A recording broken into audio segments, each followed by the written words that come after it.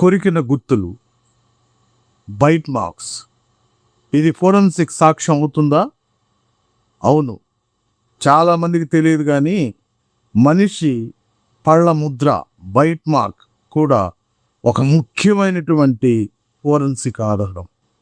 మనిషి పళ్ళ ఆకారం, సైజు, గ్యాప్స్ అన్నీ ఒక్కో మనిషికి ఒక్కో విధంగా ఉంటుంది, అంటే యూనిక్గా ఉంటుంది. అందుకే ఎవరైనా కొరికినప్పుడు వచ్చిన ముద్రను అనలైజ్ చేసి ఆ వ్యక్తిని గుర్తించవచ్చు. ఈ బైట్ మార్క్స్ ఎవిడెన్స్ని ఎలా ఉపయోగిస్తారు? శరీరంపై ఉన్న బైట్ మార్క్స్ని ఫోటోలు తీస్తారు.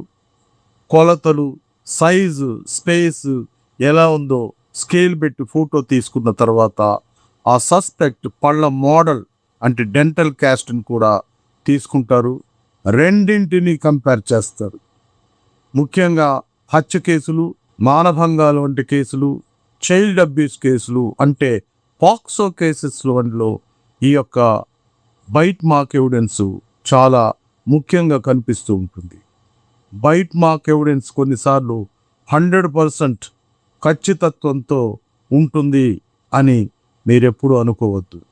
అందుకే DNA ఎవిడెన్స్తో కలిపి ఈ బైట్ మార్క్ ఎవిడెన్స్ని ఉపయోగించారు.